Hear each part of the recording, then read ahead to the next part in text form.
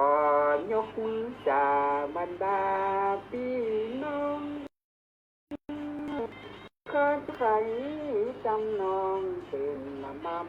จำจอคอยฟังเดินนอลุ่มหาหน้าตาจะขออูเลี้ยง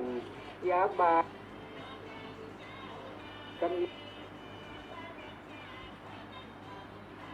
นี่บนด้อยกำก้อนเนี่ยมันเดินหลับสมหลับฟันใดเนื้อเราหน้าที่สถานีคดีขอการรายการข้าอาจารย์นิวปริยากรหัวล้านได้เป็นหูที่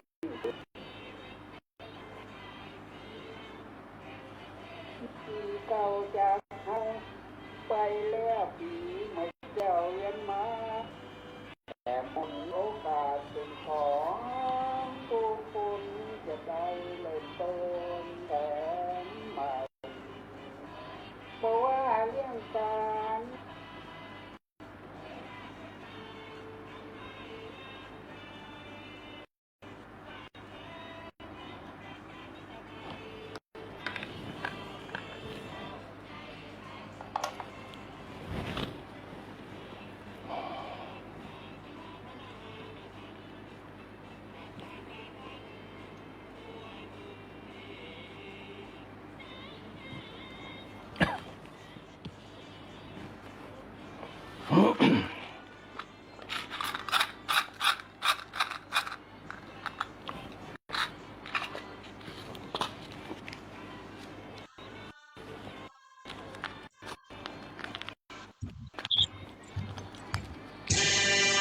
อรุณสวัสดิ์ค่ะท่านผู้ฟังที่นี่สถานีวิทยุกระจายเสียงแห่งประเทศไทยจังหวัดลำปาง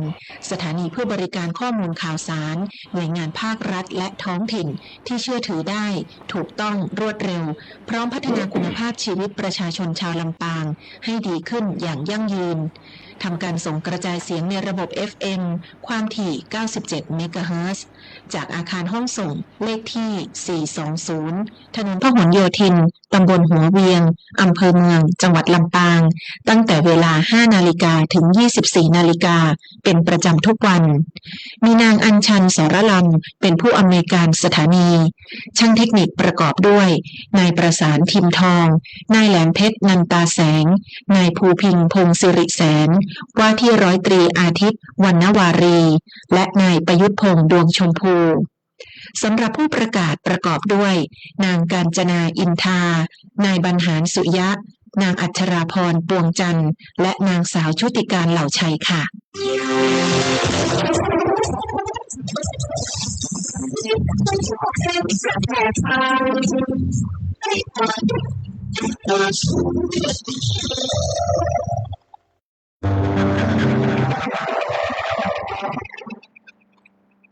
สถานีวิทยุกระจายเสียงแห่งประเทศไทยจังหวัดลำปาง FM 97 เมกะเฮิรตซ์ เสนอรายการธรรมะยามเช้า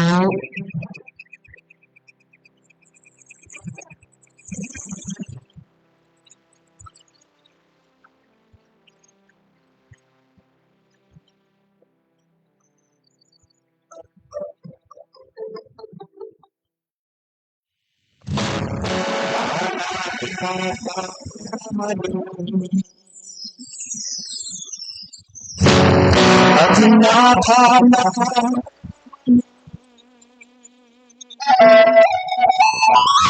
อาริยสัจจ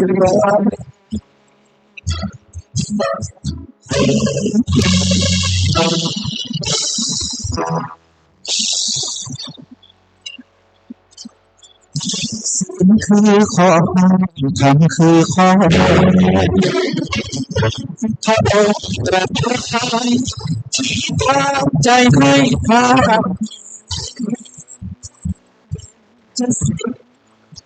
จะทำท่องจ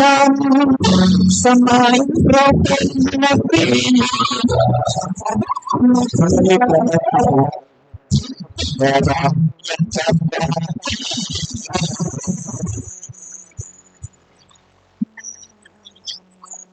บางสิ่ง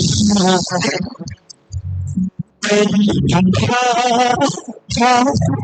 ทุกคนรู้ว่าสำคัญทุกที่สำคัญสังคมจะคงจิตได้สิ่งนั้นในใจต้องเดินจะสู้ท้องมา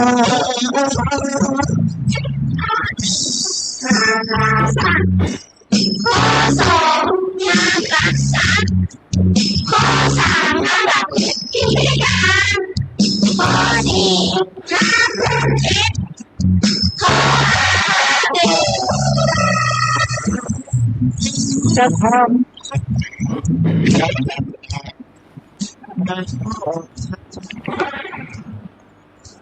สังขารเกินค่ายย่ายผ่านมาสูงไปตามเคยมีแต่เดิมก่อนหน้าสักเก่าดำหัวหวังความแจ่มจ้าหวนกลับคืนมาแห่งครั้งที่เคยพิษเถียงหาเคยปาปาดปั้งตามที่บ้างเวลาเพื่อนำสั่งว่าหน้าปลายป้องไปนะห่อภัยมาเพื่อนำผ่านไปปีไม่เมื่อเติมดำเหล็กไก่ตามแต่ในวาระม่วนจุ้มสุ่มกันแบ่งปันปึงป้าตามต่อเข้าเมางานสุขในเปี่ยมล้นนะที่ทวนเขตคามนะป่าเวณีงามยังยืนอยู่ได้อติเตกาเลวันคืนผ่านไปได้ท้องฟ้าวันใหม่แจ้งแหมแล้วคอฮื้อพองใสสดใสผ่องแผ้วฮื้อเป็นแก้วกุนอุดหนุนไปหมู่เฮาเจ้าค่ะอ้างเอาพุทธคุณปกหลังไว้นาธรรมะกุณาปกยกอ้างส่องขะคูณไว้สากาบนบวัดตัวกายแวดล้อมกูโมงยามติรัตนาแก้วสามประการตึงบุญสมปานปกหัวโหมเก่าอ้างจอมสลีพระธาตุลำปางเจ้าพระแก้วดอนเต่าปกปักอารักษ์พระเจดีย์สาวพระธาตุจอมปิงอารามกองวัดฮือชนะใจเนี่ยเพศภัยบารมีหลวงปู่ครูบาเจ้าเกษมเขมโกสัพพัญญูเทพไทยขอฮือกุลหนุนนำบารมีแน่ชัดบารมีเจ้าพ่อทิพย์จ้างเจ้าพ่อประตูพาเดชาแม่นมัดฮือชนะอำนาจเพศภัยใดๆเจ้าพ่อปัญญาคำหรือเจ้าพ่อพญาวังเจ้าพ่อวังเงินเทพไทยบันดาลฮือหมู่เฮาเจ้าข่ามีความสุขกายสุขใจขอฮือทุกท่านหายจากทุกโศกโรคภัยได้บุญสมปานแต่แล้วฮือมีปารมีหอบโฮมจุภูจุคนฮือได้กาดแก้วเคราะห์อกุศลใดๆข้อให้กังวลคือล่องไปหายมดเสียงฮืออยู่เป็นดีบ่มีหมองเมียงอายุภาษาได้ร้อยสาวแต่เล่าอยู่ม่วนกินหวานตึงวันคำเจ้าสปะโลขาสปะไผเนี่ยหล่องละสปะตุกกาสปะไผญาไผเนี่ยขอฮือหายเข้าหลวดเข้าดงดำอายุวันนะสุขะพลังสมวัจนังเหมือนกันจุผู้เหมือนกันจุผู้จุคนและนายเหยก็ถวายความเคารพพระเถรานุเถระหลวงพ่อเจ้าคณะจังหวัดหลวงพ่อรองเจ้าคณะจังหวัดหลวงพ่อเจ้าคณะอำเภอหลวงพ่อรองเจ้าคณะอำเภอหลวงพ่อเจ้าคณะตำบลเจ้าวาดพระเนรถึงน้อยทุกรูปทุกตนในความเป็นสังฆรณะในจังหวัดลำปางเฮาจังหวัดเชียงรายจังหวัดพะเยาเมืองแปะเชียงใหม่ละปูนบารมีปกเก่าคณะศรัทธาญาติโยมจุโคจุคนคืออยู่ดีมีสุขพ้นจากโรคภัยไข้เจ็บทั้งหลายคือมีแต่โจกลาป้าแป้ค้าซึกศัตรูต่างๆที่จะเข้ามากำกายโดยเฉพาะโจกลาบารมีต่างๆขอคือมีโจกมีลาบมีอายุมั่นขวัญยืนพ้นจากโรคภัยไข้เจ็บทั้งหลายตื่นเจ้ามาวันนี้บัดได้ยินเสียงสะโปกบัดได้ยินเสียงพุเสียงสะโปกกันด้านในยามเจ้า สมัยตะกอนนี่ตุ่มต่ำสะโปกว่าเคยมีกันละคนเฒ่าคนแก่เขาจะเสี่ยงจะเมียนกันไปประเพณีเก่าๆเขาก็เริ่มจะหายไปละอ่อนก็จะเมาของใหม่กัน ใส่เสื้อเอวร้อยใส่เตียวขาสั้นมีปู่มีกิมกันแต่งหน่อยปะแป้งแต่งตัวกันลืมของเก่าเมาของใหม่ประเพณีเฮาเลยหายไป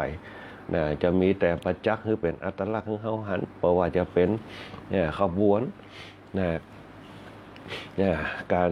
สืบสารกันเป็นการตกแต่งกันไปอย่าง เป็นการแข่งขันเอามาโชว์กันเพียงแต่การสืบสารประเพณีและวัฒนธรรมมันก็เริ่มจะหายไปอันนี้ก็สักบ่ายเจ้าเนี่ยก็จะมีพิธีกันบอกว่าจะเป็นขบวนแห่นางสงกรานต์ขบวนแห่ตุงจ่อน้อยตุงใจที่อำเภอเมืองลำปางจัดขึ้นโดยเฉพาะท่านนายกปุณณศิลป์มณีนันท์นายกเทศบาลนครลำปางเฮาได้จัดกันขึ้นที่คณะสัทธาญาติโยมได้โหได้ปะกันตั้งแต่ตะคืนการเปิดห้องบาเบียวเนี่ยงานปีใหม่เมืองจะเอามาฮดน้ำกันย้ำไม่คืนไปละ แม่วันมันห้อนย้ำเนี่ยไม่คืนกันก็ว่าไปตามฤดูกาลเหตุการณ์ไปอันนี้การสืบสานประเพณีและวัฒนธรรมกันก็อยากจะให้บรรดาและเด็กอ่อนที่เกิดใหม่กำลังเกิดกันอีกการให้มีจิตสำนึกมีจิตวิญญาณในการฮักถิ่นฐานบ้านเกิดฮักเหตุฮักหอยฮักประเพณีเพื่อสืบสานประเพณีอันดีงามตีปูยาตาทวดเขาได้เปิ้นเฮาว่าได้สร้างกันมาจะไปเมาอู้แต่ภาษาฝรั่งจะไปเอากินแต่อาหารฝรั่งจะไปกินแต่ฟาสต์ฟู้ดต่างๆไว้กินหน้านี่ช่วงนี้ก็แกงมะหนุนกำจูอุดหนุนคือชีวิตมันดีกินลาบพ่องบางคนอาจจะมากินลาบดิบสมัยแต่ก่อนเปิ้นกินโจกกินลาบกันอันเนี้ยก็อาจจะเป็นลาบปลาก็ได้ก็ว่ากันไปสักเล็กสักน้อยที่เปิ้นอันนี้กันเป็นอันนี้ในสมัยแต่ก่อน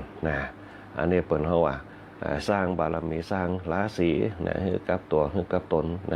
กับตัวเก่าไปตำมะม่วงพ่องตำมะม่วงกินเพื่อหยังกินเพื่อสร้างเปิ้นเฮาสารเอนโดรฟินให้กับร่างกายบางคนก็บอกมันจะมีประโยชน์อย่างตำมะม่วงเปิ้นที่กินวิตามินซีกันแต่เฮาบ่ฮู้ว่าวิตามินซีไปสร้างความอุดมสมบูรณ์ให้กับเนื้อผิวหนังเฮามีความชุ่มชื้นให้สร้างภูมิต้านทานกับแสงแดดเดี๋ยวมันจะเนี่ยให้แผดเผาร่างกายเป็นมะเร็งผิวหนังเขาก็กินตำมะม่วงไปมะม่วงส้มเนี่ยให้เกิดเอโดรฟินส้มเป็นตัวสร้างภูมิต้านทานใครกินวิตามินซีนักๆจะบ่ค่อยเป็นไข้เป็นเมื่อยกันแม้แต่โควิดก็ยังกลัวเปิ้นเฮาว่ากินส้มวิตามินซีเฮาอันนี้ก็เปิ้นเฮาว่าของกินพื้นเมืองบ้านเฮาลองสังเกตพอเวลาคนกินลาบโป๊กเปิ้นจะกินพักเขาต้องพ่องพักไผ่พักแพ้วในบ้านตรงเมืองพักแพ้วหอมด้วนนี่แหละสิ่งเหล่านี้แหละเป็นสารเป็นอนุมูลอิสระเป็นต่อต้านเนี่ยคือร่างกายเขาสกัดโรคไล่ต่างๆบ่ว่าจะเป็นหอมป้อมเปอร์พักไผ่หอมด้วนอันนี้เป็นยาหมดเม็ดหอมป้อมแม่นหมดพักเพิ่นฮ้องว่าเป็นพักอย่างต่างๆที่เพิ่นกับลาบกันเพิ่นกินพักผมอาจจะกินจีนอันนี้ก็ยังมีอาการติดอันนี้น้อยหนึ่งในช่วงเจ้านี่ก็ขอถวายความเคารพหลวงพ่อเจ้าทุกครูทุกตนโดยความเป็นสังฆรณะแล้วก็เจริญพรครับสถานีวิทยุสรลำปางครับโดยบอกว่าจะเป็นผอ.สรลำปางคุณอัญชันสรนำเนี่ยก็ผมด้วยการสถานีแล้วก็คุณกาญจนาอินทราหัวหน้าฝ่ายรายการคุณก้อยอาชลาพรป้องจันทร์คุณแอลชุติการเราใช้คุณบรรหารสุญาเป็นต้นฝ่ายรายการเจ้าหน้าที่ฝ่ายรายการเปิ้นที่จัดสรรเวลาคือเวลาออกอากาศกับรายการธรรมะยามเจ้าแล้วก็ฝ่ายช่างเฮาหัวหน้าประสานทีมท้องคนแหลมเพชรนันทแสงคุณภูพิงค์โพสิริแสนช่างต่อวัติรติอาทิตย์วรรณวารีเป็นต้นแล้วก็ช่างดิวเจ้าหน้าที่ฝ่ายต่างๆของสรลำปางเฮาตีคือการสื่อสารต่างๆมีคุณภาพในการคณะสัทธาญาติโยมได้ยินได้ฟังกัน นะบอกว่าจะเป็นตั้งภาคเหนือตอนบนเฮานะสทลำปางเฮาก็จะเป็นสถานีของราชการกรมประชาสัมพันธ์เป็นสถานีใหญ่ที่จะเอาข่าวสารที่เที่ยงตรงนะข่าวสารที่แท้จริงถูกต้องเที่ยงตรงนะหมุนไปตามกาลเวลานะท่านผู้ว่าเขาก็อย่ามาออกรายการตัวสาธารณสุขจังหวัดโรงพยาบาลตัวเทศบาลเขาตัวนะประชาสัมพันธ์จังหวัดตัวนะนักข่าวทั่วไปก็จะมาลงที่สทลำปางเขานี่เองเนี่ยเป็นสถานที่ใหญ่นะช่วงนี้เพิ่งก็จะไปถ่ายทอดพุ่นละงานสงกรานต์นะงานปีใหม่เมืองบ้านเฮานะก็ขอให้คณะสัตยาญาติโยมอยู่ดีมีสุขกันนะป้นข้อหายน้ำกันนะในวันปีใหม่เมืองนะป้นจากข้อปีข้อเดือนข้อวันข้อย้ำนะตั้งนี้ไปภายหน้าขอให้มีโจกปีโจกเดือนโจกวันโจกย้ำอายุปีอายุเดือนอายุวันอายุย้ำไปตั้งเหนือนะฮือหิมากาขึ้นไปตั้งใต้กะฮือกาแม่นขายหวานนะขอให้ได้เงินหมื่นขอให้ได้เงินแสนวันไหนแกนขอให้เงินแสนไปเงินหมื่นรับตื่นเนี่ยก็ขอให้ได้เงินหมื่นเงินแสนเนี่ยให้ได้สมกำมักกำผ่านนะจูเนี่ยงจูประการตัวในช่วงธรรมะยามเจ้าในวันนี้นะก็มีทุกคนทุกท่านนะทุกตนเปิดกับบรรยายกันไปในช่วงวันเสาร์วันอาทิตย์ที่ผ่านมานะบอกว่าจะเป็นพระครูสิริธรรมบัณฑิตนะเจ้าวัดเมืองมนบอกว่าจะเป็นหลวงพ่อธรรมครูสถิตธรรมวิพัฒน์เจ้าหน้าตำบลวิจัยเขต3จังหวัดวัดบรรลัยศิลาทองนะได้บรรยายธรรมกันไปในช่วงที่ผ่านมาแล้วก็ในช่วงที่ผ่านมานั้นวันศุกร์ก็ได้มีการประชุมคณะสงฆ์อำเภอเมืองจังห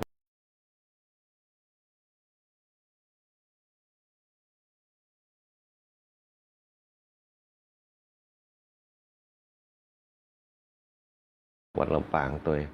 ก็จะได้นำเอา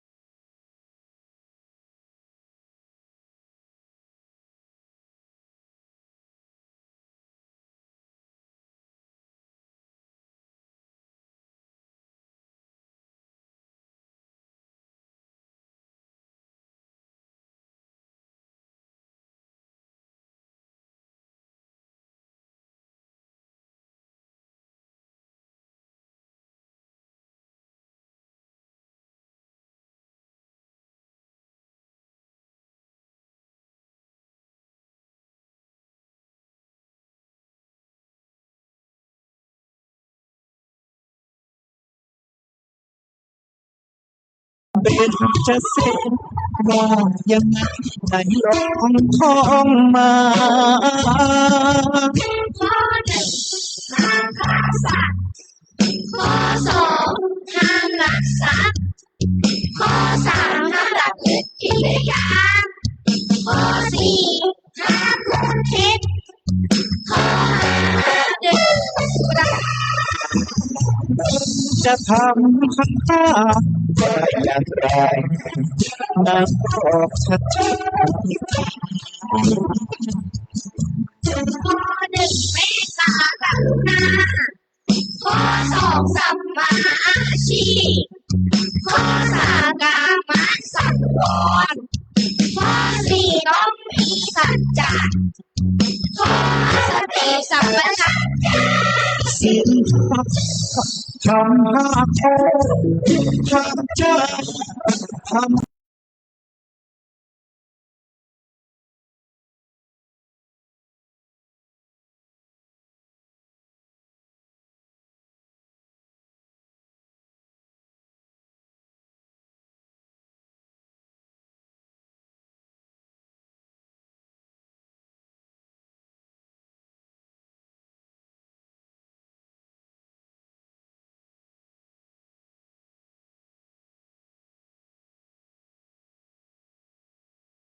ชีวิตทางทางสุขใจ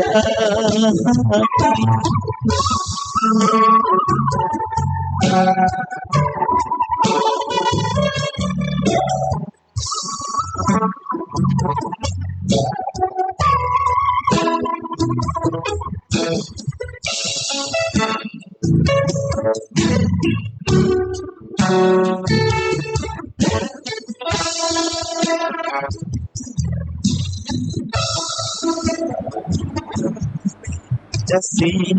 ว่ายังไงไหนลองขอมา ข้อหนึ่งการฆ่าสัตว์ข้อสองการสัตว์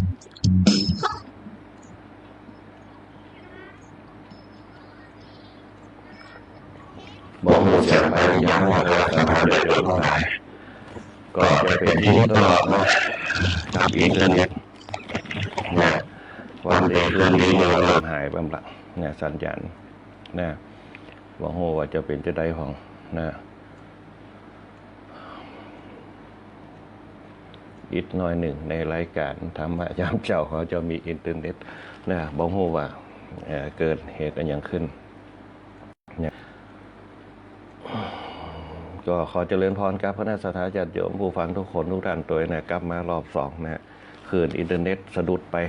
นะสงสัยปวกใครจะขึ้นเสานะในช่วงธรรมะยามเจ้าในวันนี้นะก็ขอเจริญพรกับพระนาสถาญาติโยมอีกครั้งหนึ่งนะตะกี้เขาอู้กันไปในเรื่องของในช่วงปีใหม่เมืองเขาในช่วงนี้ก็จะเป็นช่วงปีใหม่เมืองนะที่เขาจะเริ่มต้นกันตั้งแต่วันนี้เป็นต้นไปนะเขาก็จะได้บางผู้บางท่านก็กลับมาจากต่างกรุงเทพบ้างเนี่ยในช่วงนี้ก็ยังเงียบเหงากันนะเพราะว่าน้ำมันกับแป้งนะน้ำมันกับแป้งเข้าครัวเข้าของอย่างกับแป้งกันนะว่าจะนั่นก็อดเอานะทำใจให้จุ่มๆนะในสิ่งเหล่านี้ต่างๆนะก็กลับมาเห็นรอบหนึ่งนะก็ขอเจริญพรกับคณะสัตยาญาติโยมผู้ฟังทุกท่านโดยในการติดขัดตะกี้นะในสัญญาณอินเทอร์เน็ตนะก็เข้ามาถึงนะในช่วงนี้ก็จะเป็นเป็นห้องว่างานปีใหม่เมืองหลังจากนั้นไปปุ๊บก็จะเป็นวันนี้เป็นนะเป็นห้องว่าวันขึ้นปีใหม่เมืองปั้นเฮาก็ว่าได้วันโพก็จะเป็นวันเนาเนี่ยวันหือก็จะเป็นวันพญาวันนะวันพญาวันปากปีนะมันจะมีตามฮีตามของเขานะที่เป็นห้องว่าเทศกาลปีใหม่เมืองนะนี่เป็นห้องว่าเป็นปีหนึ่งที่อากาศจะร้อนนะอากาศจะร้อนหนักปีใหม่เมืองถือว่าเป็นประเพณีบ้านเฮาที่สืบกันมาตั้งแต่ชั่วลูกชั่วหลานตั้งแต่คนเฒ่าคนแก่แต่ก็ยกยอดรวมสรุปงานประเพณีต่างๆเนี่ยเปิ้นเฮาว่าเป็นวันที่เฮามาพบปะกันเป็นวันแสดงความกตัญญูเป็นวันใหญ่นะวันแสดงความกตัญญูเปิ้นเฮาว่าเอาจิตวิญญาณของเฮาก็ได้ในตั้งแต่ความรู้สึกลึกๆตั้งแต่เริ่มต้นกันมาที่เฮามีความกตัญญูตัวนี้แหละมันจะเป็นมวลเปิ้นเฮาว่ามวลอิสรภาพแห่งจิตที่เฮาตั้งใจกันมาอย่างคือเกิดเป็นพลังภายในเนี่ยเปิ้นเฮาว่าเป็นพลังปรากฏการณ์เป็นพลังความรู้สึกเป็นพลังจิตวิญญาณที่เฮาแสดงกันขึ้นมาเกิดความกตัญญูฮู้กุลกันความฮู้กุลตรงนี้แหละมันเป็นพลังที่เปิ้นเฮาว่ามันเหมือนพลังกล้ามเนื้อเฮาที่ยกหินขึ้นมาเป็นพลังความสึกเปิ้นเฮาว่าสื่อกันด้วยความฮู้สึกที่ทำกันความละเอียดตรงนี้เนี่ยละอ่อนนี่จะสามารถสัมผัสได้คนเฒ่าคนแก่นั้นจะสัมผัสสื่อถึงกันนะบางคนก็เอาไปเป็นนิมิตกำฝันนะเป็นนิมิตกำฝันนะสื่อหากันเขาจึงมีการตานกันอย่างเกิดขึ้นเพื่อสื่อหากันเพื่อใจสื่อกลางในเรื่องคำว่าตานเนี่ยเป็นตัวสื่อหากันนะวันนี้อาจจะเป็น วันบารมีใหญ่ก็ได้คณะสัตยาญาติโยมทั้งหลายเนี่ยเสียงก็จะวูบวับเนี่ยแปลกกันเนี่ยอันเนี้ยวันนี้วันที่13วันส่งท้ายปีเก่าเป็นวันสังขารวันสังขารหล่องเนี่ยเปิ้นเฮาว่าสมัยแต่ก่อนเนี่ยรับอยู่ปุ๊บเนี่ยพ่อแม่พ่อหลวงแม่หลวงเปิ้นจะห้องเขาลูกเจ้าน่ะลูกเจ้าได้กินพักยอดปลายลูกควายได้กินพักยอดเก้าเปิ้นฮื้อเฮาฮู้จักว่าการตื่นนอนน่ะฮื้อกกตีนตื่นนอนก่อนไก่โฮเนี่ยที่เปิ้นว่าน่ะเนี่ยเขาเป็นคนขยันเนี่ยคนฮื้อเขาเป็นคนรับที่เปิ้นเฮาว่าฮู้จักสถานการณ์ที่มันจะเกิดขึ้นฝนตกฟ้าห้องน้ำท่วมเก้าไม้ล้มปัดเขาจะได้ฮู้สึกตัวได้เหมือนกับทหารตะกอนนอนอยู่กลางป่าเนี่ยแคบหนึ่งได้ยินละแม้แต่อย่างตกปุ๊บจะฮู้ละอย่างตกข้างบ้านเขาจะฮู้ละบ่เห็นตกข้างบ้านขวางบ้านเขาก็ได้ยินเสียงบ่เห็นตกตุ๊บนี่ฮู้ละอันนี้เสียงบ่เห็นอันนี้เสียงไม้ติดข้างฝาน่ะอันนี้บัดเดียวนี่มันสนมันจะฮู้เรื่องลองสังเกตว่าปิดห้องปิดหอเปิดแอร์ปุ๊บเนี่ยมีข่าววันก่อนที่รถจนประตูหน้าบ้านยังบ่ฮู้เรื่องเนี่ยน้ำท่วมมายังบ่ฮู้หรอกพอโฮมกันปุ๊บน้ำเข้าเป็นเกิงบ้านเนี่ยคือคนในยุคสมัยใหม่กับคนยุคเก่าล้มมาปุ๊บเปิ้นจะฮู้ล่ะล้มปากปีกะล้มอันนี้กะล้มพายุกะ บัดนี้ได้ยินเสียงละแล้วคนเฒ่าคนแก่เนี่ยเปิ้นจะปลูกเก้าไม้โดยเฉพาะต้นสีสุกเก้าไผ่เนี่ยเปิ้นจะฮู้ว่าล้มกำลังมารถอัดไม้เนี่ยมันจะลั่นกันครับมาบ่มบัดเดียวนี่เฮาตัดเก้าไม้กันหมดจะบ่ฮู้ล่ะโดยเฉพาะต้นฉ่ำฉาเนี่ยมีประโยชน์ก่อนถ้าล้มมาปุ๊บเนี่ยหน่วยมันจะหล่นกิ่งน้อยๆมันจะปัดกิ่งพวกน้อยๆลงมาน่ะล้มปีนึงเปิ้นห้องล้มปากปีโละละลงมาละโดยพอแม่เจ้ามาปุ๊บเก้าไม้เนี่ยกิ่งน้อยๆที่มันพวดแต่มันจะลงแล้วมันจะชำระกิ่งหมู่นั้นออกไปเหมือนกับเฮาซอยไม้ปลายพวกมันจะหลุดออกมาเนี่ยนี่แหละคือความเป็นธรรมชาตินะความเป็นธรรมชาติในประเพณีวันแรกเนี่ยมันก็เกิดผลละเป็นพลังภายในเนี่ยบางสมัยตะกอนเนี่ยวันแห่พระแก้วเนี่ยพระแก้วพระเจ้าแก้วเนี่ยที่เฮาแห่กันตะกอนจะมีหลมขนาดนักเนี่ยความเจื่องเฮาเนี่ยในเหตุการณ์สมัยตะกอนความเจื่อในธรรมชาติความเป็นธรรมชาติเนี่ยเฮาจึงมีการบนบานสารกล่าวบนบานสารกล่าวคือเอาจิตจดจ่อกับสิ่งนั้นที่เฮาตั้งจิตไว้ให้มันแข็งนะเหมือนกับประเทศไทยฮดน้ำทุกพื้นที่ฮดน้ำทุกพื้นที่ความชุ่มเย็นมันก็เกิดความชุ่มเย็นในจุดนั้นปุ๊บมันก็อย่างฮือเมฆเนี่ยเปิ้นเหมือนกับพระบาทสมเด็จพระเจ้าอยู่หัวเนี่ยเปิ้นใจทำฝนเทียมใจเกลือเนี่ยฮดเข้าไปบนเมฆเกิดความชุ่มชื้นขึ้นมามันก็เกาะตัวขึ้นมาฝนมันก็ตกสมัยแต่ก่อนที่เปิ้นจะเล่นน้ำกันนักปากประตูหน้าบ้านเฮาเนี่ยละอ่อนจะเอาน้ำขู่ใส่น้ำละตั้งแต่วันที่6ที่7วันจักรีละเริ่มกันวันที่7วันจักรีปุ๊บจะโหเทศกาลปีใหม่ละสมัยแต่ก่อนเนี่ยละอ่อนจะโหกันเอาน้ำขู่มาแปลงผามผ่องเอาใบบ่อเป้ามาแปลงหน้าบ้านเอาไปแปลงโฮมแปลงอย่างใบบ่อเป้าคือเป็นต้นไม้ที่มันสูงนะเพิ่นเฮาว่าจะมีอานิสงส์เป็นปรากฏการณ์เนี่ยคือสิ่งต่างๆเนี่ยว่าเข้ามาทำได้อย่างเฮาได้เหมือนกับเฮาสารตะแหลวนะใบเป้าใบหยังมันจะเป็นซี่ไปเนี่ยเป็นตัวขวางกั้นพยันตรายต่างๆจะเข้ามากำกายเนี่ยเปิ้นจึงมีแปลงใบบ่อเป้าเนี่ยเข้ามาสารไว้เนี่ยสารไว้เอาไว้ล้อมบ้านเฮาสมัยแต่ก่อนเนี่ยประตูหน้าบ้านเฮาเนี่ยเวลาปีใหม่มาโป๊ะเปิ้นจะเอาใบบ่อเป้ามาสารแล้วคือโก้งๆแล้วเอามานี่กันแล้วก็เอาตะแหลวเข้าใส่ตรงกลางเนี่ยเป็นประเพณีบัดเดียวบ่ค่อยมีเขาบ่เคยฮู้กันเพราะบ่เคยฮู้กันโป๊บเนี่ยก็เลยปล่อยไปเอาเขามินส้มปล่อยพ่องแก้พญาติอาปาดเขามินส้มปล่อยในสมัยแต่ก่อนเนี่ยเพิ่นเฮาว่าผีมันจะกลัวส้มปล่อยเวลาผีอย่างต่างๆผีสางผีกะผีอย่างต่างๆเขาจะกลัวกันเพราะว่าไม่มีหนามเอาเขามินเอาส้มปล่อยเดือน5เนี่ยแจ่น้ำอาผ่องแก้ขุนใสเอาแก้โรคพญาติอาปาดไปเป็นเจ็บเป็นออดแอดเนี่ยแจ่น้ำอาบเนี่ยอันนี้เป็นตอนคนในสมัยแต่ก่อนเพิ่นจะเชื่อปรากฏการณ์เพราะความเชื่อเหล่านั้นเกิดมาเพราะว่าคนเฮามันมีพลังภายในกับพลังภายนอกพลังภายในคือพลังจิตถ้าจิตอ่อนแอมันจะตกสปากมันจะขี้กลัวมันจะขวัญอ่อน เนี่ยเปิ้นก็เลยสู้ขวัญกันนะบายสีสู้ขวัญทำอย่างคือขวัญมันแข็งอันนี้คือประเพณีดั้งเดิมเก่าๆเฮาแต่ละออนบ่เดียวมันจะเจือ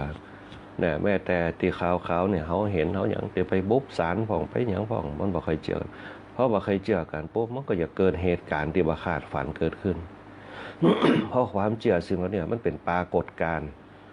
นะมันเป็นปรากฏการณ์อันนี้ต้องใช้วิจารณญาณลองสังเกตพอเนี่ยที่เฮา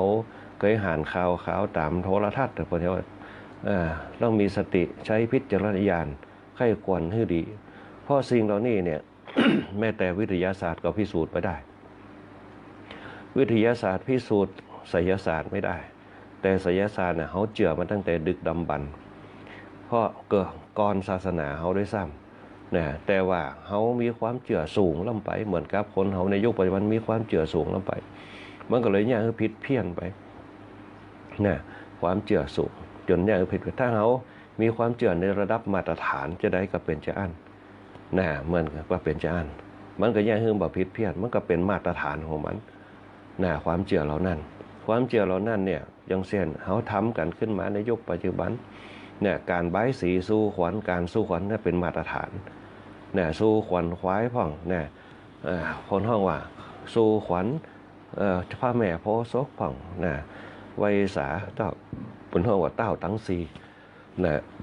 ยอย่างต่างๆเนี่ยสิ่งเหล่านี้มันเป็นห้องว่ามีส่วนช่วยเหลือชีวิตเขาก็มีส่วนช่วยเหลือชีวิตเพราะชีวิตเขาประกอบด้วยจิตกับกายเพราะสิ่งเหล่านี้มันจะเป็นตัวสนับสนุนจิตมันจะเป็นตัวสนับสนุนกายเนี่ยก็อยู่ที่โรงพยาบาลนะจิตมันก็อยู่ที่วัดวาอารามก็คือวัดใจนะมันจะต้องไปกู่กันเหมือนกับทุกคนทุกท่านทำบุญเนี่ยถามว่าทำบุญได้อย่างถามว่าจะได้สิ่งของกะได้อย่างมาคืนกลับมากะไปวัดปุ๊บทำบุญได้แกงโฮกกลับไปกะมันหมดใจหนึ่งได้ความได้ทำแล้วมันสบายใจมันเกิดผลตรงไหนมันจะเกิดผลตรงที่ว่ามันทอนมาซื้อ10 บาททอนมา5 บาทมันหมดใจซื้อไปปุ๊บได้ของกลับมาปัจจัยได้ปล่อยอารมณ์ไปได้ทำได้ความสุขใจได้ปิตินะบางสิ่งบางอย่างมันอาจจะบาถูกจริตของเขาแต่เขาไปทำปุ๊บเขาเป้าหมายคืออย่างเป้าหมายคือพระพุทธพระธรรมพระสงฆ์เป็นที่พึ่งทางใจก่อนที่มีศาสนาพุทธขึ้นมาศาสนาคริสต์ศาสนาอิสลามศาสนาซิกขึ้นมาเนี่ยเพราะทุกศาสนาแต่ละศาสนาเนี่ยดำเนินหลักการด้วยหลักการและเหตุผลเนี่ยเขาจึงมีธรรมะขึ้นมาบอกว่าทุกศาสนาจะต้องมีธรรมะเนี่ยหลักการเหตุและผลมีบาปกับบุญมีดีกับชั่วมีนรกกับสวรรค์มีทุกข์กับสุขเหมือนเดียวกันหมดหลักการและเหตุผลแต่หลักของพระพุทธศาสนาเขาเปรียบเสมือนนรกกับสวรรค์บุญกับบาปก็อยู่ที่นรกบุญก็อยู่ที่สวรรค์นะบุญก็อยู่ที่บนฟ้านรกก็อยู่บนดินแต่สิ่งที่สำคัญที่สุดก็คือช่องว่างระหว่างดินกับฟ้าถ้าดินกับฟ้ามันดีปุ๊บเนี่ยมันจะแย่คือทุกอย่างอุดมสมบูรณ์สังเกตพอเนี่ยดินมันดีอากาศบนฟ้ามันดีฝนจะตกต้องตามฤดูกาลแต่ดินมันแห้งแล้งบนฟ้ามันกระทีบออกไปติ๊กๆมันมีความร้อนมันมีควันไฟมันกระทีบเมฆขึ้นไปติ๊กๆนะมันก็ฝนปะตกดินก็แห้งแล้งปรากฏการณ์มันก็จะร้อนนะเพียงต้นมันเป็นทฤษฎีที่พระเจ้าอยู่หัวรัชกาลที่9ของเขาเนี่ยเปิ้นถามฝนเทียมนะเปิ้นถามฝนเทียมอัตมาภาพตะวะกระพอพระบรมราโชบายของพระเจ้าอยู่หัวรัชกาลที่9เปิ้นถามฝนเทียมเขาจึงถามกันว่าบ่มีประเทศไหนบนเนี่ยนะมีพระเจ้าอยู่หัวเนี่ยมีความคิดที่เนี่ยฝนเทียมเขาก็เนี่ยกันแต่ถามว่าได้ผลก็ได้ผลนะดับควันไฟดับหยังเนี่ยมาจากหลักการอย่างคณะสัตยาญาติโยมมาจากหลักการธรรมชาติปรากฏการณ์เนี่ยสมัยแต่ก่อนพวกเวลาเขาจะบูชาบวงสรวงฟ้าดินเนี่ยลองสังเกตฟ้าดินจะปรากฏการณ์จะเกิดพระอาทิตย์ทรงกฎผ่องเมฆดำเข้ามาผ่องเพราะพลังจิตของคนมีความเชื่อสูงพอมีความเชื่อสูงมันจะเกิดอภินิหารปรากฏการณ์แต่คนเขาในยุคปัจจุบันมันไม่มีความเชื่อในเรื่องภายในเพราะเรื่องภายในเป็นเรื่องจับต้องไปได้พอจับต้องไม่ได้ปุ๊บเขาไปเชื่อในเรื่องที่จับต้องได้จับต้องเป็นวัตถุสิ่งของได้นะอันนี้เป็นเขามีความเชื่อตรงนั้นมันจึงเกิดความโลภสูงความโมหะสูงแต่เขาบ่เชื่อภายในเนี่ยอย่างบางคนบอกว่าทำบุญทุกอย่างก็ทำบุญอย่างก็ทำบุญ ำบุญปุ๊บก็ได้ค่ะตัวเจ้าก็ได้กินขอต้านก็ได้กินหมาก็ได้กินข้าวสัตว์ก็ได้กินข้าวแต่คำว่าทำบุญมันไม่ใช่อยู่ที่สิ่งของมันอยู่ที่เราทำไปแล้วปุ๊บปล่อยวางได้ก่อทำใจได้ก่อนะมีอิสรภาพในความคิดก่อนมีอิสรภาพในการกระทำก่อนนั่นแหละคือบุญทำไปแล้วปุ๊บปล่อยวางก่อนเขาติดไอ้สิ่งของเหมือนกับเขาบริจาคไปปุ๊บเขาคิดก่อนเขาบริคิดทำไปเปิดห้องหลวงปู่เกษมเปิดบอกว่ากินบะเสี่ยงเนี่ยคำว่ากินบะเสี่ยงเนี่ยมันจะเป็นอานิสงส์คนไหนที่ทำบุญด้วยบะคิดไว้ปุ๊บเนี่ยจะเป็นอิสรภาพจะเป็นคนที่ใจกว้างทานแปลว่ากว้างเนี่ยเขาจึงบอกว่าสว่างคนที่มีทานอยู่เนี่ยจะสว่างบักขึ้นได้ขึ้นอายุกับตัวเก่าได้อายุจะยืนโรคภัยไข้เจ็บก็จะเกิดทำว่าทานคือการให้การปล่อยการวางเขานึกภาพเนี่ยเป็นมโนจิตของเขาเวลาเขาใส่บาตรเนี่ยเขาเอาอาหารฮื้อหมาก็ได้ฮื้อนกก็ได้การให้ถามว่าเขายืนฮื้อคืออย่างคือให้เอาวางลงไปปุ๊บมันเอาปากมาเพื่อที่จะเอาหับของเนี่ยอันนี้คือปล่อยหลังเพราะมันกระชากไปปุ๊บวางในปากมันเมื่อกี้เขานึกถึงภาพรับตาให้ปล่อยวางให้ปล่อยวางให้ปล่อยวางไปได้ก่อนนี่แหละอารมณ์ตรงนั้นแหละเก็บมาคิดประจำวันว่าเขาอยู่กับสังคมมนุษย์เขาปล่อยวางกันได้ก่อนถ้าเขาปล่อยวางกันได้ปุ๊บเขาจะหู้จักหนึ่งฮักกันอาริสันเหมือนกับอดีตพ่อก็จะฮักแม่แม่ก็จะฮักพ่อแม่ก็จะฮักลูกจะมีอานิสงส์ของมันไปเนี่ยเปิดห้องเป็นพลังเนี่ยเสียงก็จะยุดหายแปลกดีเหมือนกันวันนี้เนี่ยเปิดห้องพลังภายในเนี่ยการเสริมพลังภายในให้ไปถึงจุดเป้าหมายอายุจะยืนปุ๊บมันจะต้องมีสิ่งประกอบไปตัวเหมือนเขาจะไปกรุงเทพเนี่ยเขาตั้งต้นเขาคิดจะไปกรุงเทพเขาจะต้องเดินทางเขาจะต้องเตรียมตัวเขาจะต้องกินข้าวเขาจะต้องเติมน้ำมันรถจะถึงหรือบ่ถึงนั่นขึ้นอยู่กับการเตรียมความพร้อมเนี่ยเขาจะไปสู่โลกหน้าเขาจะไปอายุ90-100ได้อย่างสมบูรณ์แข็งแรงปุ๊บเนี่ยเขาจะต้องดูแลองค์ประกอบเขาให้ดีๆนะถ้าเขาดูแลดีปุ๊บมันจะไปถึงเป้าหมายถามพอคนเฒ่าแก่ของนิ้วสมัยก่อนผ่านตุกมานักตุกกายเนี่ยการเนี่ยให้เนี่ยนะทำมาหากินหาเช้ากินค่ำหลังสู้ฟ้าหน้าสู้ดินที่เขาเคยได้ยินกันมาแต่ถามเปิ้นมีอายุยืนได้เพราะอย่างเปิ้นมีอายุยืนได้เพราะพลังภายในของเปิ้นนะบัดสร้างคือมันเป็นปัญหาบัดสร้างนี้สร้างศีลให้มันเกิดปัญหาบัดสร้างนี้สร้างศีลให้เป็นภาระของคนอื่นบัดเนี่ยสร้างภาระของตัวเก่าตัวให้กึดหนักนะถึงมันจะมีปุ๊บเขาก็ก่อยแก้ไขไปด้วยสติปัญญาบางถามว่ามีก็เหมือนกับมีคนเราสมัยแต่ก่อนบ่มีเข้ากินปุ๊บไปขอยืมเปิ้นยืมเข้าลิตรเนอเปิ้นก็ฮือกันบางคนขอยืมพริกนะพริกเกี๊ยนะ5บ่มีกินยืมกันฮือกันถึงเวลาปุ๊บเปิ้นก็มาแตนมีปุ๊บเปิ้นก็มาแตนเปิ้นไปกล้าไปขายมานั่นแหละเปิ้นเฮาว่าสิ่งเป็นตัวเชื่อมโยงเป็นตัวผลักดันเนี่ยเฮาไปสู่เป้าหมายแห่งความสุขบ่ฮือมีความทุกข์ก็คือการมีสัจจะในการดำเนินชีวิตเมื่อคนเฮามีสัจจะในการดำเนินชีวิตปุ๊บเนี่ยชีวิตจะยั่งยืนบ่ทุกข์บ่โศกเหมือนกับเฮาตุกเนี่ยเขามีสัจจะกับตัวเก่าว่าต่อไปเขาจะบ่ฮื้อตุกเขาจะทำมาหากินเขาจะขยันขันแข็งเนี่ยอันนี้เป็นเฮาว่าการสร้างพลังภายในเนี่ยคณะสัตยาติโยมที่ฟังรายการธรรมะยามเจ้าอยู่ถือว่าเป็นผู้ที่โชคดีเกิดมาจากหนึ่งเนี่ยได้มีอย่างต่างๆที่เป็นก้อยสนับสนุนเนี่ยเขาเนี่ยเป็นเฮามีปีติอยู่ตลอดเวลาปีติตัวนี้แหละเป็นตัวครับเคลื่อนเนี่ยเขาไปสู่เป้าหมายเป็นเฮาเอโดฟินวิทยาศาสตร์เอโดฟินเนี่ยเขาให้ได้ขนาดสารอีโดฟินสารอีโดฟินเนี่ยบางคนก็ไปสกัดจากโคโรฟิลเป็นพืชแต่สารอีโดฟินที่ดีที่สุดปุ่มในพระพุทธศาสนาก็คือลมหายใจเนี่ยเปิ้นเฮาว่าลมอัศสาสะปัสสาสะเนี่ยหลักของวิปัสสนากรรมฐานตัวนี้แหละที่นักวิทยาศาสตร์เนี่ยพวกชาวตะวันตกที่มันศึกษาธรรมะเนี่ยพุทธศาสนาเนี่ยใจคำว่าเอโดฟินคือปีติเนี่ยเป็นตัวก่อเกิด1การยิ้มการหัวเราะการทำจิตใจให้ปล่อยวางสนุกสนานล่าเริงเฮามีประเพณีหมู่เนี่ยเป็นตัวขับเคลื่อนที่ดีที่สุดเนี่ยที่อย่างเปิ้นถึงมีวัดเนี่ยวัดก็คือไปวัดอารมณ์ของเฮาไปวัดใจคือเฮาฮู้จักปล่อยวางปล่อยอารมณ์ตีบ้านไปสู่อารมณ์ตีวัดเฮาไปวัดไปปล่อยอารมณ์นั่นแหละคือกำวัดตาลคือจะทำให้กว้างนะ ให้มันสว่างให้ได้เนี่ยคำว่าชีวิตสว่างสดใสสว่างก็คือตาลสดใสก็คือภาวนาเนี่ยคำว่าพุทธะมันจะอยู่เบื้องหน้าเป็นผู้ตื่นตัวอยู่เสมอนั่นแหละคณะสัตยาติโยมทั้งหลายประเพณีบ้านเฮาเนี่ยต่างชาติบ่มีไผเหมือนสนุกสนานเฮฮา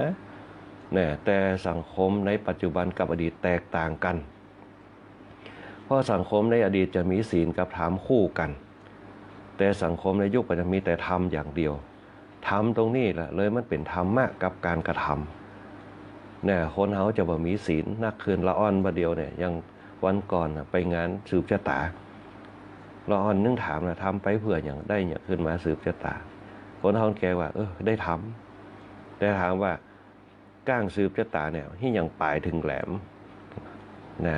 ขาถึงกว้างนั่นแหละดวงจิตของทุกเจ้าทุกดวงตีสวดมนต์เข้าไปเนี่ยส่งพลังจิตไปเหมือนกับเครือข่ายโทรศัพท์มือถือยิงขึ้นไปบนฟ้าปุ๊บยิงไปถึงหมู่เฮาทั้งหลายที่บ่มีสายนั่นแหละเปิ้นฮ้องว่าต้นต่อจากเครือข่ายโยงใยทั่วโลกนะเอาพลังแห่งตัวเจ้า5ตน9ตนน่ะท่องสวดมนต์พอเฮาได้ยินปุ๊บความสงบเกิดนะจิตตภาวนาเกิดความสุขแห่งปิติความเงียบความสงบการมีสมาธิเกิดจิตตั้งมั่นจิตสดใสใจเบิกบานเนี่ยแค่แต่เฮาซื้อแค่เขาไงทำบุญจัดงานแค่ 2-3 ปันแต่ในเฮาความสุขเนี่ยเหลือล้นเฮาชาติวันเดียวเนี่ยเป็นพลังเอโดฟินวันเดียวเนี่ยนะ1เท่ากับ10 ปี10 ปีเท่ากับ100 ปีนั่นแหละเอโดฟินมันหาได้ยากส่วนมากเขาจะไปเอาตัวย่อยมันเป็นห้องโคโรฟิลเนี่ยโอโซนเนี่ยแต่เอโดฟินน่ะมันได้ครบทุกอย่างได้ทั้งเอโดฟินทั้งโอโซนก็ได้มาจากบรรยากาศเนี่ยที่บริสุทธิ์เอโดฟินก็คือพืชสีเขียวที่ทำให้กายแข็งแรงเนี่ยคณะสัตยาติโยมทั้งหลายเขาทำแค่เนี่ยอย่างวันปีใหม่เนี่ยเป็นวันที่ดีที่สุดที่เขาจะได้เอโดฟินกับโอโซนพ่อกันมันจะสรุปไม่เป็นหุ่นกันอยู่เขามีความรู้สึกว่าถึงเขามีลูกมีหลานไปได้มาแต่เขาก็ไปร่วมสังสรรค์กันกับคนอื่นก็ได้แต่เขาจะไปนึกถึงว่า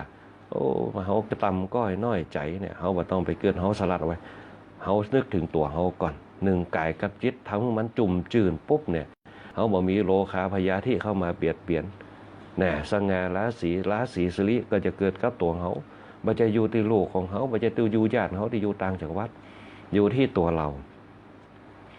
เขาปล่อยนกปล่อยป่าถามว่าปล่อยนกปล่อยป่าเพื่อปล่อยวางนะเพื่อปล่อยวางเพื่อความเป็นอิสระภาพนะเนี่ยเขาถามเขาจิตของเขาต้องนึกผูกพันตรงนี้แล้วจิตเขาจะสดใสใจเขาก็จะมีระบบในการทำงานสูดลมหายใจเข้าหายใจออกเพราะจิตมันดีตั้งมันเหมือนกับหัวเทียนมันสะอาดเนี่ยเครื่องยนต์มันก็ว่าสะอึกมันก็ติดไปนิ่มเงียบกิ๊บเนี่ยรถยนต์เดี๋ยวสกรรมปุ๊บเขาเคลื่อนตัวไปแทบจะไม่ได้ยินเสียงเลยซ้ำเหมือนกับกายเขาอะเนี่ยลองเปรียบเทียบพอการสร้างพลังภายในอันนี้มันเป็นความจริงแต่เขาจะเจือหรือไม่เจือขึ้นอยู่กับตัวเขาแต่ถ้าเขาเจือเขาก็ได้พลังภายในตัวเนี้ยมันจะเป็นตัวต่อต้านอนุมูลอิสระไปประกอบกับพืชพันธุ์ธัญญาหารอย่างคือร่างกายเขาเนี่ยมีเกราะป้องกันภายในให้แข็งแรงเนี่ยเขาจะไปคิดว่าโอ้เขาเนี่ยแข็งแรงอยู่ตลอดเขานึกแต่กายแต่เขาไม่ได้นึกใจเขาไม่ได้นึกจิตพอวันไหนร่างกายเขาแข็งแรงแต่หัวใจเขาเนี่ยเปิ้นเขาว่าทนไม่ได้ล่ะฮิสโตกเนี่ยเนี่ยที่เปิ้นห้องโรคฮ้อนบ้านเฮาเปิ้นห้องเป็นปิล้มเป็นปิแดดเนี่ยโรคความฮ้อนบ้านเฮาเปิ้นห้องเสื่อมเงียเนี่ยก็ได้เริ่มต้นมาเนี่ยแต่เปิ้นโรคที่มันดังกันเปิ้นห้องว่าโรคฮิสโตกคนสมัยใหม่มันเป็นกันนักยุคไก่พันธุ์เนี่ยเปิ้นห้องว่ายุคทศวรรษที่21ยุค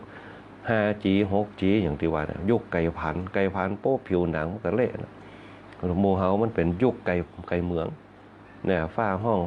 ก็บ่สะดุ้งตายแต่คนในยุคสมัยใหม่เดินไปบ่ได้ปุ๊บก็ล้มต้มเนี่ยอันนี้เป็นต้นคือภูมิต้านทานมันอ่อนนะยุคอาหารเสริมมันหนักนะอันนี้แหละเปิ้นห้องว่าการบริหารจิตบริหารใจบริหารกายบริหารจิตใจเนี่ยบริหารจิตด้วยอารมณ์บริหารใจด้วยอากาศบริหารกายด้วยอาหาร เนี่ยถ้าเฮาทั้ง3อย่างคือมันดีโป๊บเนี่ยเฮาบ่ต้องเดือดร้อนอย่างสักอย่างไม่เปิ้นฮ้องว่าไม่โศกาเมื่อทุกข์มีนะไม่สิ้นชีวีนะเพราะสิ่งที่เข้ามารบกวนเฮานะอันเนี้ยก็คือเฮาจะต้องดื่มด่ำกันเปิ้นฮ้องอารมณ์แห่งประเพณีปีใหม่เมืองเฮาวันสำคัญปีใหม่เมืองเฮาวันนี้วันสังขารร้องวันสังขารร้องเฮามานึกไปปุ๊บสังขารเนี่ยคนเฒ่าแกบอกใจลูกเจ้าเน้อเดี๋ยวจะกวาดขี้ยาขี้กงเนี่ยกวาดบ้านเจ็ดบ้านถูจองมาสะอาดเพื่อต้อนรับความเป็นสิริมงคลรับสิ่งดีๆกับปีนี้ฮือกับปูสังขารมันล่องไปเนี่ยสังขารละก็คือการเวลาที่ผ่านไปจะไปพร้อมกับบุคคลหนึ่งปู่ย่าตายายเขาที่จะเข้ามาหาบรรพบุรุษทั้งหลายเข้ามาหามาเตรียมเยือนเขาแล้วก็กลับไปนะเขาก็จะตีตัวตรงนั้นเป็นสังขารที่ผ่านไปตามกาลเวลานะเขาก็จะมีการรดน้ำดำหัวอธิษฐานจิตเขานะกับเสาบ้านเสานอบ้านเขานะสาระสองนึกถึงเป็นอันแรกแสดงความกตัญญูกตเวทีต่อเสานอบ้านเขาเสานอเป็นห้องเสาเอกบ้านเฮานั่นแหละที่เฮายกไปเป็นเจ้าตีเจ้าตางอยู่ปื้นดินนะเอาน้ำขมิ้นสมปล่อยไปสระสลงนะแต่ว่าไปทำบุญบ้านเสียนต้นนะเปิ่นสระสลงโมดนะเก้าไม้เก้าตอกเก้าไม้ก็ถือว่าเป็นตีอาศัยของเทวดาที่อยู่เก่าแก่รักษาเฮามาเปิ่นปกป้องคุ้มครองรักษาเขาเรียกว่าลูกขาเทวดาคนมองถึงตรงนี้ปุ๊บนะแสดงว่ามีความกตัญญูต่อต้นไม้ตีบังใบคือเฮาห่มเย็นนี่แหละเป็นหลักการของพระพุทธเจ้าเลยพระพุทธเจ้าเนี่ยมีความกตัญญูต่อหญ้าขานะเฮาโอไปโป๊เป็นตีกัดอกเนี่ยเฮาอ่านหนังสือในพระไตรปิฎกพระพุทธเจ้าเนี่ยนั่งอยู่บนหญ้าขาอยู่1,000 พรรษาเพื่อเปิดห้องบำเพ็ญทุกขกิริยาหญ้าขาได้มาจากไหนได้มาจากชาวนาสมัยแต่ก่อนเปิดเหมือนมีอาสนะอาสงชาวนาหันใส่พระพุทธเจ้านั่งบนก้อนหินบนแท่งทึบเกี่ยวหญ้าขาไปฮื้อเป็นนั่งพระพุทธเจ้าขอบคุณแสดงความกตัญญูต่อหญ้าขาที่ฮื้อได้นั่งจนบรรลุอนุตตรสัมมาสัมโพธิญาณเพราะฉะนั้นคำว่าพืชก็เป็นสิ่งมีชีวิตนะถ้าเขาอินดูต่อกันเชื่อมสัมพันธ์กันจิตวิญญาณตรงนั้นเนี่ยนะมันก็จะเชื่อมโยงกันเขาจะมีความรู้สึกอินดูต่อกันนะเปิ้นฮื้อคุ้นกับเขาถึงเป็นสิ่งมีชีวิตที่ดิ้นไม่ได้แต่เป็นสิ่งมีชีวิตที่ตอบแทนเราได้เขาคิดกับจิตเขาก็ละเอียดละเมื่อจิตละเอียดปุ๊บใจก็ไม่เศร้าหมองร่างกายก็จะผ่องใสมันจะมีความอุดมสมบูรณ์ตลอดบ้านเสียนต้นแต่ว่าเปิ้นทำบุญกันแต่ว่าไปทำบุญเปิ้นเอาน้ำไปสละสลงน้ำขมิ้นสมปล่อยต้นไม้เก่าแก่แต่จำไม่ได้เปิ้นบอกเฮือต้นน่ะอย่างว่าอันเนี้ยก็อย่างต้นสีก็เหมือนกันต้นสีต้นโพต่างๆเป็นสิ่งที่เปิ้นว่าสถานที่พระพุทธเจ้านั่งบำเพ็ญทุกขกิริยาพระพุทธเจ้าใจต้นไม้เนี่ยเป็นธรรมะอยู่กับธรรมะก็คือธรรมชาติจนในที่สุดปุ๊บพระเจ้าพิมพิสารเนี่ยเปิ้นสร้างวิหารเอาไว้นั่นแหละอยู่กับธรรมชาติคนที่มีธรรมะจะต้องรู้จักธรรมชาติมันก็เป็นไปตามกาลอายุไขมันเหมือนกับร่างกายเขาเนี่ยเท่าแก่มาเท่าแก่สังขารเสื่อมต้นไม้มันก็เสื่อมไปของมันมันก็จะล่มไปน้อยเหมือนตาเขาก็เริ่มย้อนยานไปเริ่มหันผ่องหูเขาก็เริ่มย้อนยานไปผิวเขาก็เป็นต้นไม้ก็เหมือนกันจู่ๆมันจะล่มตึงไปเนี่ยโดยอุบัติเหตุมันก็ไม่ใช่เรื่องง่ายๆต้นไม้มันจะไปตามยุคของมันถึงหน้าล้มหัวปีมาปุ๊บมันก็ปัดกิ่งน้อยๆที่มันเป็นยอดมันเขียวมันใบมันที่มันเหลืองมันก็หล่นไปแต่ว่าเดียวนี่เขาส่วนมากเขาจะกลัวตีต้นเป็นก่อนไข่เขาหันใส่ลมปัดก็ไม่อย่างตกก้นอย่างต่างๆเพราะเขาไปตัดต้นไม้มันหนักอันนี้เป็นต้นความเป็นแปลงสังขารมันจะยากคือเกิดบนห้องว่าความไม่สมดุลกันในเรื่องของธรรมชาติปีใหม่เมืองวันที่13วันสังขารล่องเป็นสิ่งที่เขาจะต้องเตรียมตัวเตรียมใจเตรียมกายสละสลงสิ่งต่างๆที่อยู่ในบ้านเขาโดยเฉพาะเสาเอกบ้านเขาพระภูมิเจ้าที่เอาน้ำขมิ้นสมปล่อยไปสละสลงเอาไปตอบแทนคนปนที่ปนปกปักรักษาให้บ้านเขาอยู่เย็นเป็นสุขกันหรือมาอ่านกับขอพรเปิ่นในปีนี้ขอให้อยู่เย็นเป็นสุขให้ปกปักรักษา โดนจิตโดนใจป่อแม่ลูกเข้าใจเข้าอกเข้าใจกันนะบางมันมีข้อมีอย่างเกิดขึ้นนะเอาน้ำขมิ้นส้มปล่อยไปสละสลงนะอันนี้เป็นต้นในวันปีใหม่ความเชื่อบ้านเฮาเป็นจะอีนะบางผู้บางท่านก็ไปสืบชะตาบ้านตัวนะเอาตุเจ้ามาเตดแล้วก็จะเอาเก้าใบบ่อเป้าเนี่ยเอามาขึงไว้จำเอาเก้าเอาขมิ้นส้มปล่อยมัดไว้ทั้งกลางคือเฮาหลอดไปหลอดมาหลอดไปหลอดมาเนี่ยคือมันมีอานิสงส์นะบางเฮาเนี่ยเป็นพยาธิเนี่ยสังเกตว่าส้มปล่อยก็คือส้มวิตามินซีนั่นแหละถ้าเป็นวิทยาศาสตร์เนี่ยสมัยแต่ก่อนมันมีความเชื่อมันกำเฮาหลอดต้องจ้างหลอดไปเพื่ออย่างก็หลอดไปเพื่ออานิสงส์เนี่ยทุกอย่างเป็นอานิสงส์เป็นห้องเป็นพลังภายในสิ่งที่จับต้องไม่ได้แต่มีความรู้สึกได้ว่าเรายินดีเราปีติเรามีความสุขสิ่งเล็กๆเนี่ยสิ่งน้อยๆเนี่ยมีความสุขนะสิ่งเล็กๆน้อยๆทำให้เรามีความสุขปลายจังหวะนะวันที่13เป็นวันเริ่มต้นวันนี้จะมีเหตุการณ์อย่างต่างๆ Amazing อย่างต่างๆในบ้านเฮาก็ลองฟังดูติดตามดูแต่ขออย่างเดียวปุ๊บเนี่ยเรายาป่าปิ้งเนี่ยกินให้มีสตินะจะไปกินจนทะเลาะวิวาทกันนึกถึงความเป็นมนุษย์เอาอย่างอาตมาภาพเนี่ยอย่างถึงเรื่องเล่าเรื่องยาแต่ความจริงเล่าเรื่องเล่ายามันเป็นมานานมาเหมือนในสมัยพุทธกาลนะแต่ถ้าคนเฮาเนี่ยมีสติกินมันก็ม่วนได้แต่ถ้าเขากินแบบบ่มีสติมันก็ยังโทษได้เพราะนั้นกินคือดีคนเฒ่าสมัยแต่ก่อนบ่จะมีความรู้นักแต่กินเหล้าเพิ่นเอาม่วนกินเหล้าน้ำขาวกะกินเหล้าอย่างต่างๆกันเมียว่าปุ๊บเบาๆจะไปเดียดจะไปให้หยังปากลับบ้านเพิ่นบ่จะตีลูกตีเมียเพิ่นก็เจือเมียเพิ่นเมียเนี่ยคอยห้ามปรามคอยดึงเอาไว้บ่ฮือมันเกิดเพราะว่าเป็นทับหลังเป็นแม่บ้านเป็นแม่สีเหลืองดูแลสติของผัวที่มีความใจร้อนบ่ฮือมันร้อนหายกว่านี่แหละคือความเป็นครอบครัวเพิ่นจึงมีเมียไว้มีภรรยาไว้เพื่อดึงเอาไว้เป็นกองขังเนี่ยเขาจึงรู้จักคำว่าครอบครัว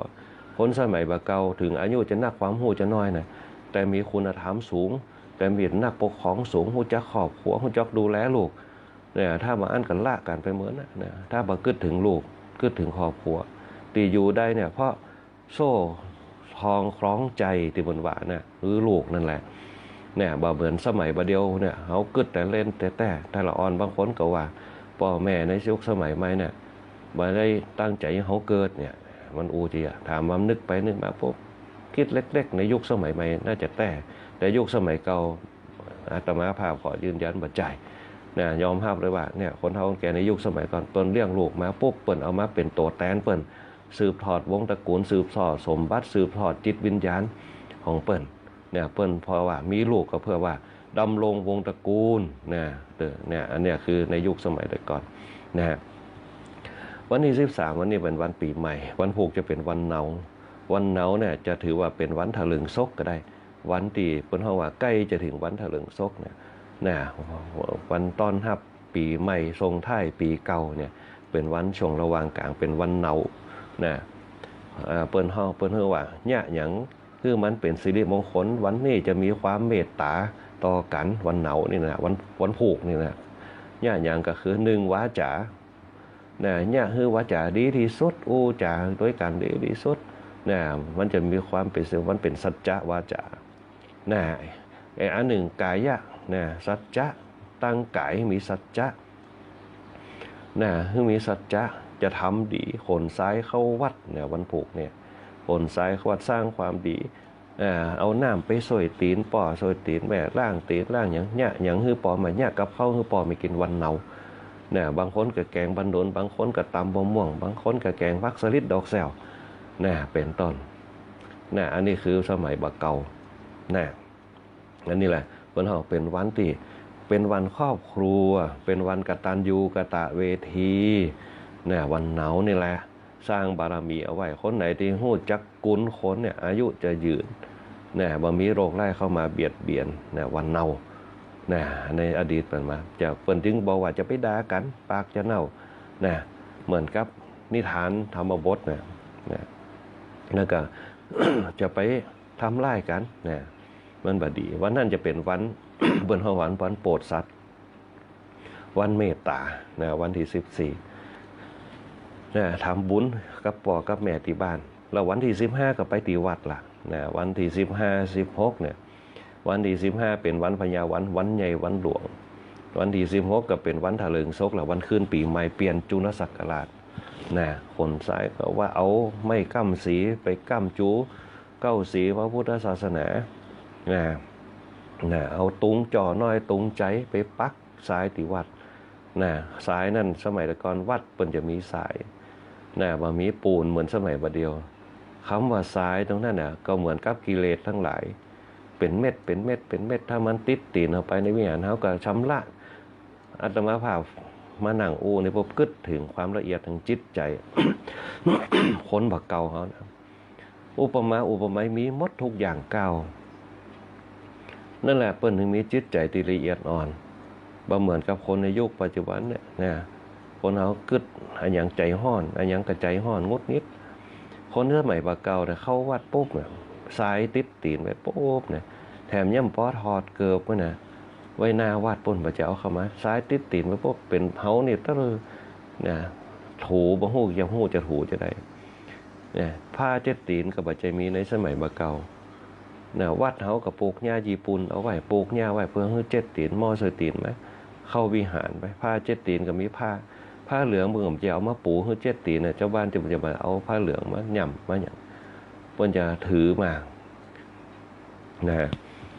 เข้าวัดเข้าว่าชำระหมดทุกอย่างนะติดตีนเข้าไปนะอันนี้เปิ้นเฮาว่าสมัยบักเก่านะวันที่15 16จะเป็นวันสะเลิงศกนะวันปากปีเนี่ยก็จะกินแกงบะหนุนกับซาบตึ้งแกงบะหนุนใส่ปลาร้านี่นะอันนี้วันปากปีบางวัดบางว้าบางตีบางแห่งเพื่อจะทำบุญกันวันปากเดือนปากปีเนี่ยวันที่5ของเทศกาลเนี่ยเป็นวันปากเดือนหลังจากนั้นไปโป๊ะวันที่5คือวันลำดับที่5เนี่ยเป็นวันปากเดือนบางผู้บางท่านก็อย่าเตะถามผ่องยังผ่องว่ากันไปเตะถามขึ้นเฮียนใหม่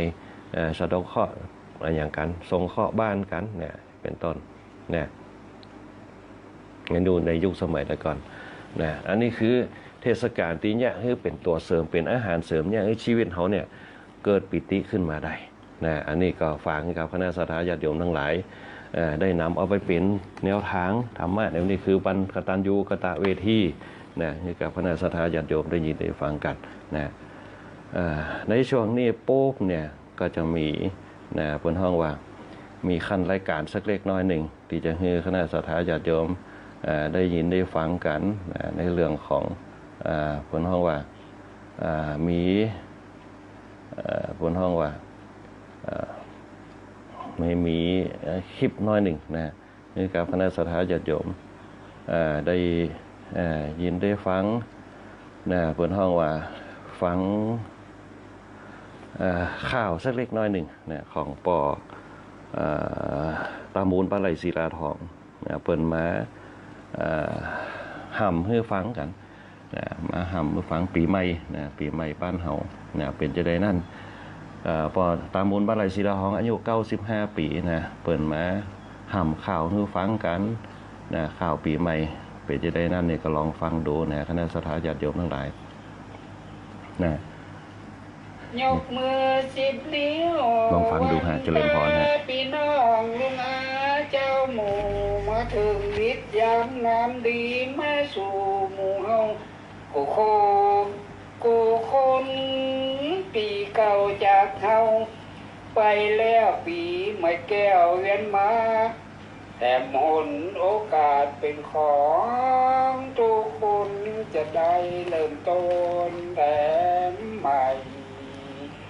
บอกว่าเลี้ยงการเลี้ยงงานได้กิจการน้อยใหญ่การที่เฮาขึ้นเอาไว้กับควันหลีบได้ลงมือมูดชมอยู่บนป่ายไม้บ่ชี้บ่ใช่มันจะได้กินหรืองัวแต่อ้างวันผู้วันหือคนอื่นจะยือไปกินเหนียก่อนเวลาแล้ววลีมันยอมบ่มียุดย่อนจากเขาไปแล้วมันก็มอนที่จะหวนย้อนขึ้นมาวันเดียนเปลี่ยนไปกรรมเจ้าป้าอายุเขาแก่ไป โดยหนาหากเขาแต่ม่วนเฮฮาจะเสียเวลาบางเป่าเวลาหนึ่งวันนั้นเล่าเฮาได้มาเต่ากันหมดเลยนะ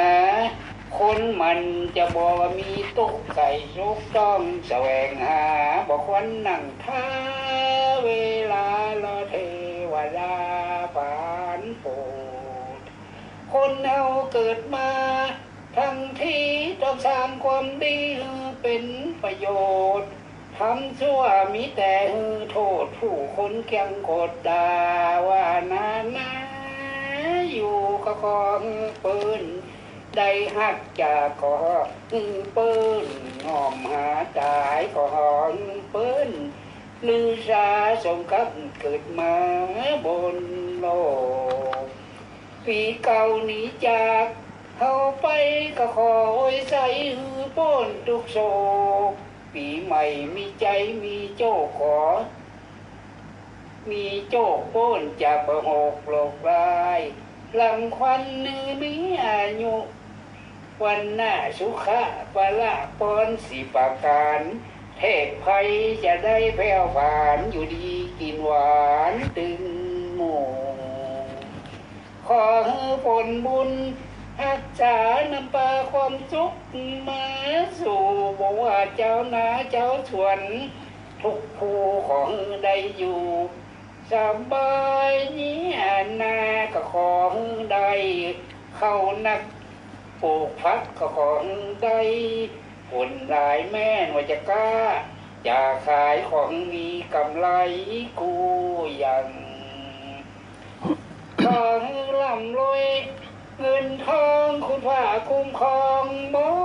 ห่างบ่าวสาวทำงานในห้างหรือว่าลูกจ้างหลายวันก็มีผลงานก้าวหน้านายจ้างอินดูหูหันหรือใดโบนัสรางวัลสมความใฝ่ฝันกูยังบอกว่าตำรวจทหารข้าราชการหน่วยงานต่างๆเป่าเท่าสาวคืนไม่ห้างหรือปะขู่คางดีก็ฮือฮักกันเน้นแฟนมันคงเหนียวแน่นตลอดทั้งปีมีลูกของเป็นคนดีสุขีสวัสดีปีใหม่เลยวางเคว้ง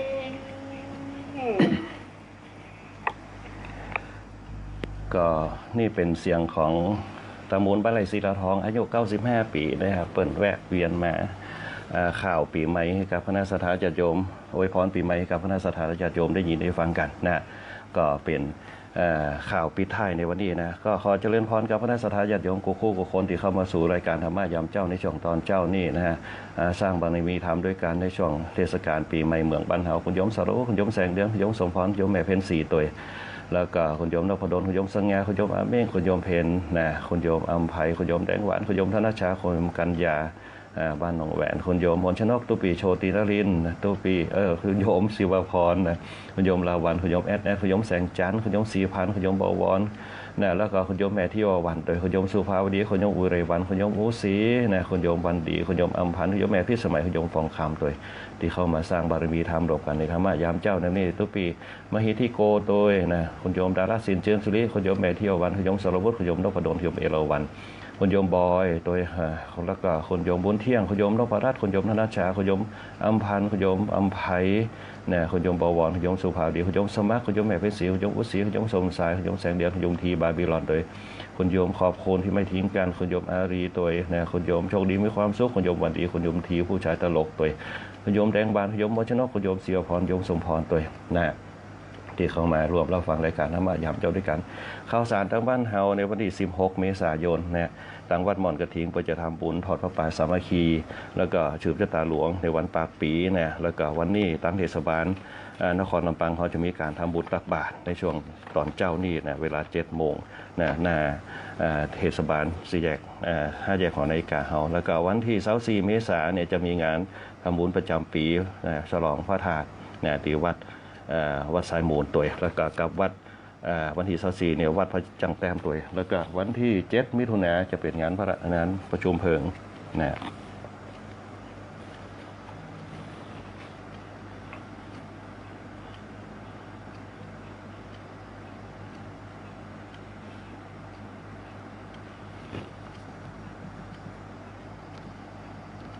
ลดความเร็วลงเพิ่มความปลอดภัยให้ทุกชีวิตบนท้องถนน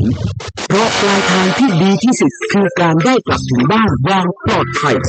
สัญจรปลอดภัยสงกรานต์ 2569